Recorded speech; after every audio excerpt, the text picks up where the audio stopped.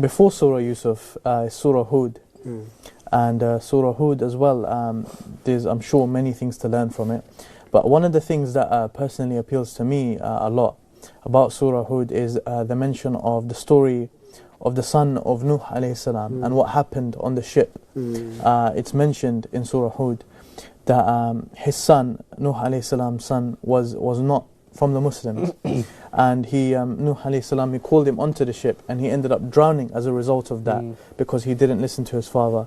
And and Nuh alayhi salam actually he turns to Allah subhanahu wa ta'ala, and he says that that was my son, and my son is from my family, And subhanallah, Allah subhanahu wa ta'ala responds to him and says that he was not from your family, because his actions were غَيْرُ عَمَلًا صَالِحٍ.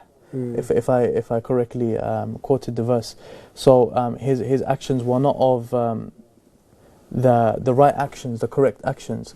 So Ustad, what else, how can we ponder upon this story? What comes to your mind when we talk about the story of Nuh alayhi salam and his son?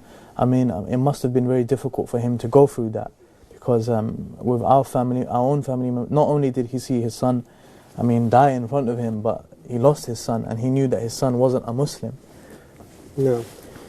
So so this chapter mentions Nuh alayhi salam. He was giving da'wah for so many years, nearly 1,000 years, and it was only towards the end when he knew that the people, it was revealed to him that the people are not going to believe, that he was ordered to build a ship.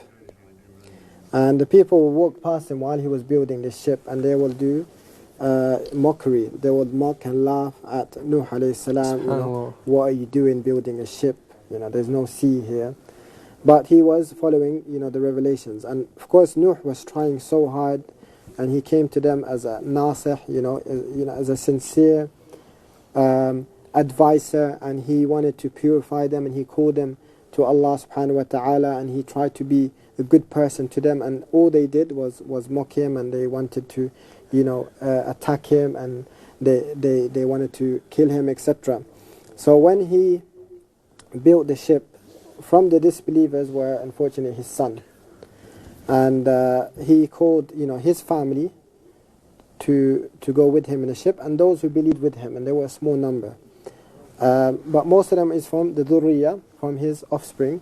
One of them was a disbeliever, and he said that he is not going to be punished. Rather, he's going to save himself, and he's going to go to a high mountain, and the water is not going to drown him. Even though his father was, begging him, come sail the ship with us, so that you can be saved from the punishment of Allah. And he said, I will be saved. And, Noah had no hope in the end. He tried so much, and he made dua to Allah subhanahu wa ta'ala that he is from my family, but Allah subhanahu wa ta'ala confirmed that he is not your family, because our family are those who believe with us.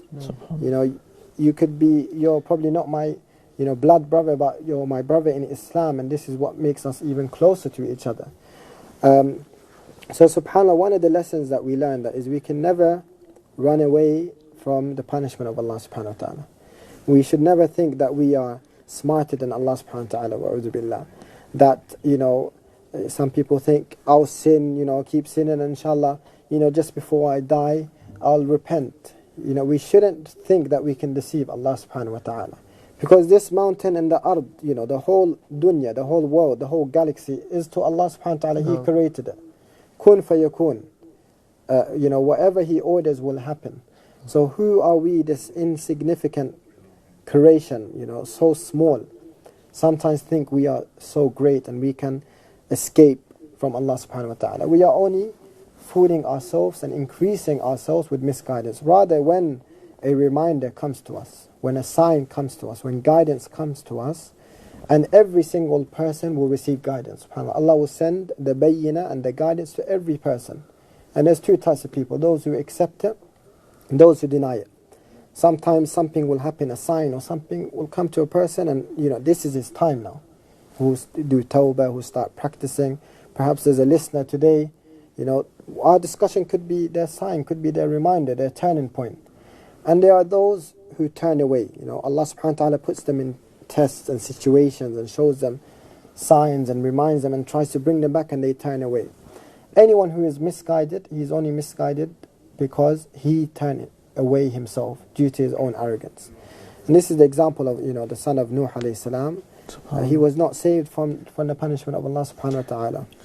And to clarify the verses, إِنَّهُ عَمَلٌ غَيْرُ صَالِحٍ, that his the correct translation for that would be that his actions were غَيْرُ صَالِحٍ, meaning Ustad. Salih means righteous. So غَيْرُ صالح means not righteous. Yeah, so his actions were not righteous.